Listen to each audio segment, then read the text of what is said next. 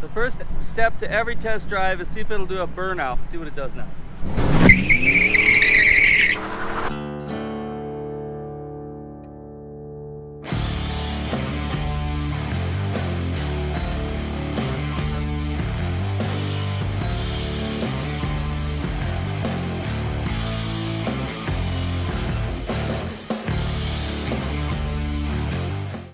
So this, we're working on the Mighty Mustang. We haven't done much to this car besides wash it and drive it around a little bit. But then it started quitting and not starting. Yep. And we have no fuel pressure. Right. So we're doing some stuff today. So right here, we went to late model restoration. We got a Ford factory fuel filter. We also got a sending unit. This is a upgraded high flow fuel pump. Wow. So I decided to do this, Olivia, because it's a step one upgraded pump, because it supports more fuel demand for future plans, potential. Whoa. What would future plans would we be having? Let's just say if you ever wanted to supercharge this car. We're gonna get this tank out of here. Leave it stock though. Yeah, of course. We're gonna leave it stock, like a stock supercharger. This piece comes out. This is the fuel filler neck. Yeah. And so you took the bolts loose up in the fuel door, and then this just kind of slides out of here. Oh, it does. Absolutely. Next, we're gonna get a jack to support the tank. And this is gonna come down? Yeah, lower the tank. So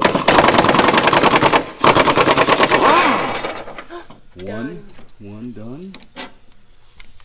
And then So I've done these many times on the ground with jack stands, and let me tell you, a hoist makes the world so much easier. There you got it.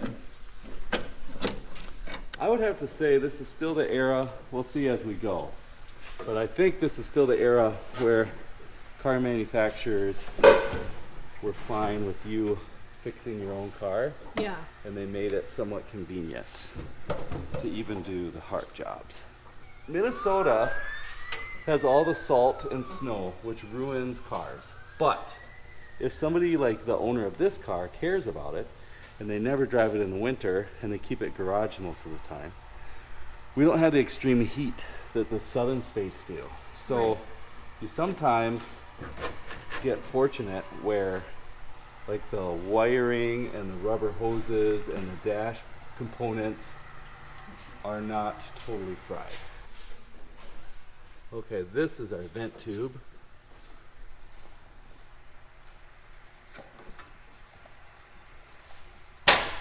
That came off easy. I might ask you to help on a project. If you don't get it in about 10 seconds, I'm like, no, stop. And then every time you break it, you're like, well, there you go. Now I fixed it. Well, that might be the truth. There's probably like a special service tool, but Ooh, look at that. that worked. Nailed. A really nice tank still. Yeah, no kidding. Wow. That's super nice. Wow. Great job, Dad. That's another reason this car is so clean and rust-free is it was professionally Z-barded, or maybe Rusty Jones even. He was the best. Also, make sure you stick something flammable in here so that in case he catches a spark, this It will becomes blow. an entire Molotov cocktail. Yes. So that's the goal.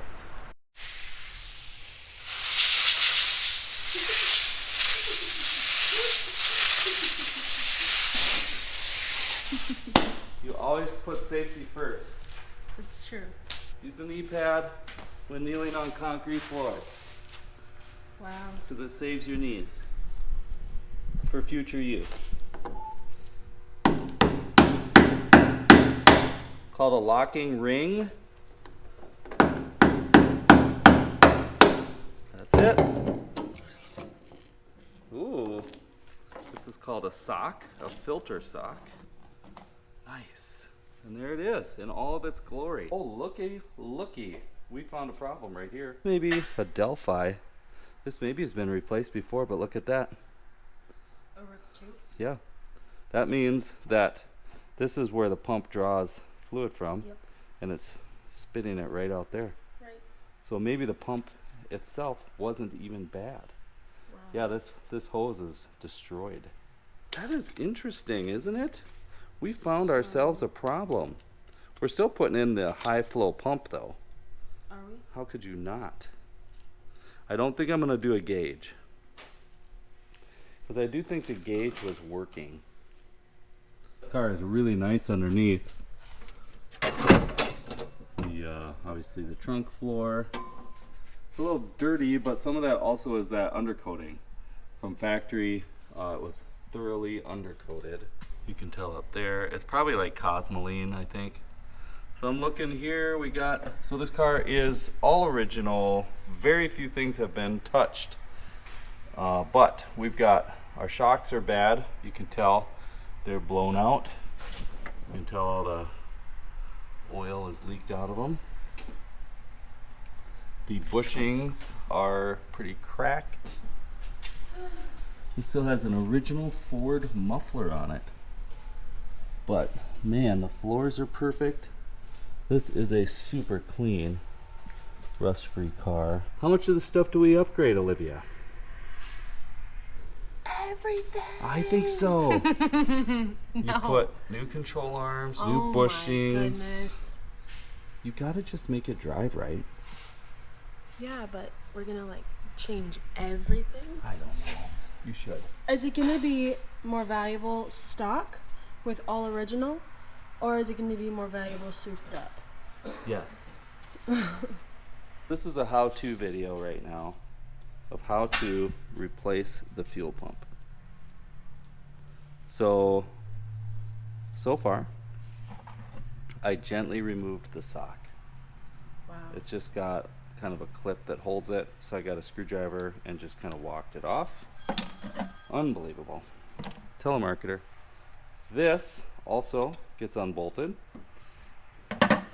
Now, there is a tiny clip here that I need to release that is holding this positive cable on.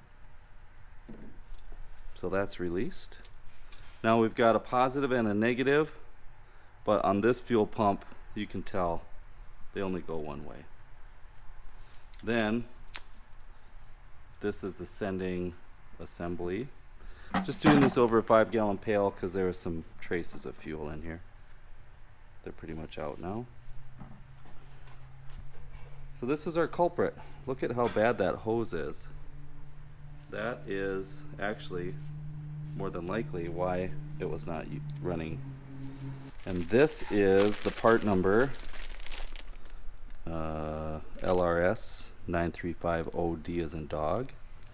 And this is supposed to be a direct replacement pump that's a step up, so it can handle a little more fuel supply. Some differences. Made in USA. Come on. I'm loving that. Just that. It comes with a new fuel sock. Wow.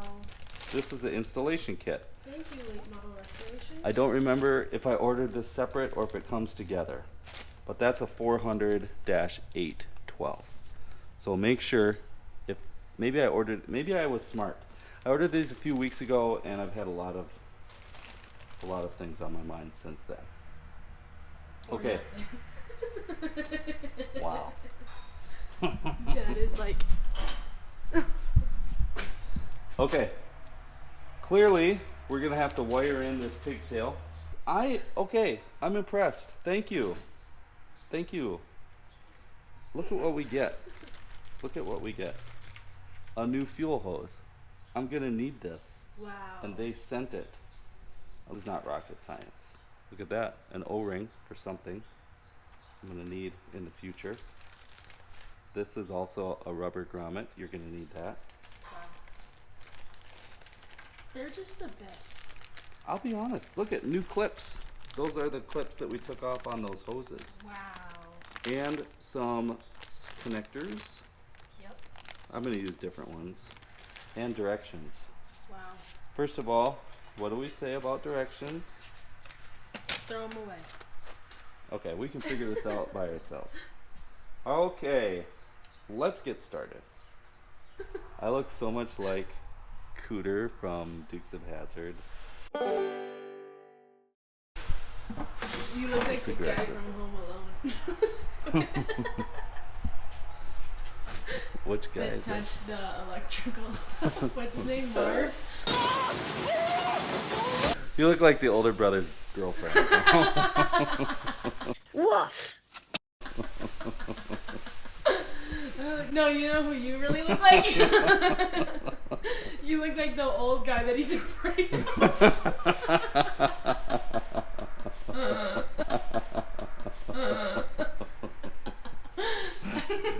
That's a good one. This.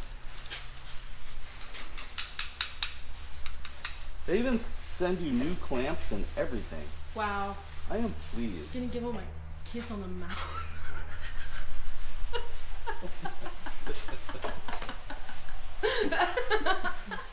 Wow.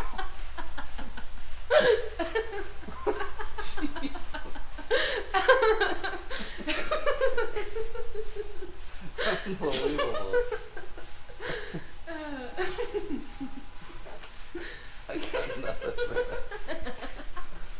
I got nothing for that. Sorry. Okay, I got stuck waiting on a part, so I did. Let me show you. We're doing everything motorcraft in this car, so I put a new air filter, got a new oil filter, I got a new distributor rotor. You can see this one, it's getting pretty chewed up, and I got a new motorcraft distributor cap. And this one is likely the original motorcraft. This car has just around 100,000 miles, so there's a lot of deposits happening. So it's a good time to do a tune-up, and I did a motorcraft fuel filter. So this is all tore, and you can tell it's just ripping right off. So I'm gonna fish this out so it doesn't fall in the tank. Put the new one in, and then we can put the tank back in. We're gonna adjust the timing. That's all I'm doing on this car for the day. Okay, we got a fuel pump in. Obviously some tune-up stuff. Right now I'm just gonna check the timing. So it's supposed to be 10 degrees. Forward top to center. Got 16. I advanced it a little bit.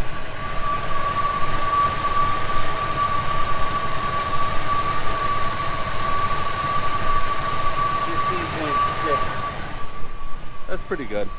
It doesn't seem to ping. So I think that's the best we can do right now. But it is drastically different. Before it would fall on its face if you tried to give it more than like half throttle. Now it pulls all the way up to like 5,500. It spins the tires. It's a lot more enjoyable to drive. You have to take this little thing out so you can set base time.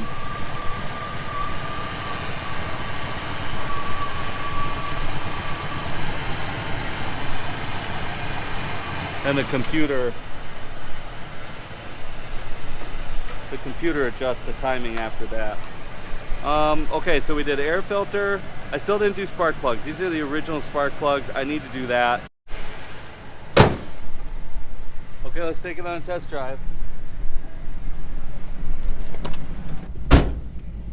Now I've broken my rule. Normally we're supposed to take it on a test drive before we change anything. So it was basically just running out of fuel, suffocating for fuel ever since we got this car. So that's why it's really never ran well. But now it'll pull all the way up to red line. Here we go.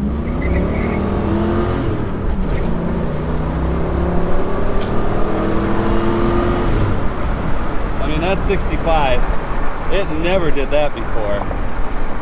So yeah, this car has never run I kept telling my son, oh man, these cars were so fast, they were so fun, but it never ran good, so it always just seemed very disappointing. Now it's reminiscent of when they were new. There's a few more things we need to do to this car before we really take it on another test drive, but as of now, we've made some dramatic progress, and I'm pretty excited. How does it feel, seat of the pants, Will? Feels pretty nice. Yeah, these were always fun because you could kind of slide them around. The tires would squeal easy.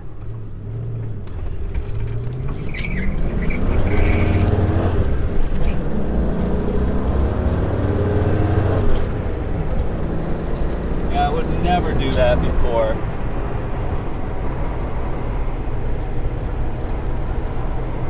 It's still slower than a brand new Camry or a Honda Accord. All those new cars are so much faster than these, but it's still pretty fun, and I'm excited. We're just gonna try to get it like kind of as fast as it can be in stock form. I remember when I was young, my dad bought a book about these fuel-injected Mustangs and how to, like, they called it like a hop-up guide. I think they still have them in print. And it told you, like, you change the thermostat, you change the timing, you run premium fuel. You could do a few odds and ends to kind of make them like 13-second quarter-mile cars. So I thought we'll just try to do stuff like that without getting too extreme. And just kind of like what you would have done in the 80s to make your car a little bit faster than the next guy at the stoplight. So pretty good result.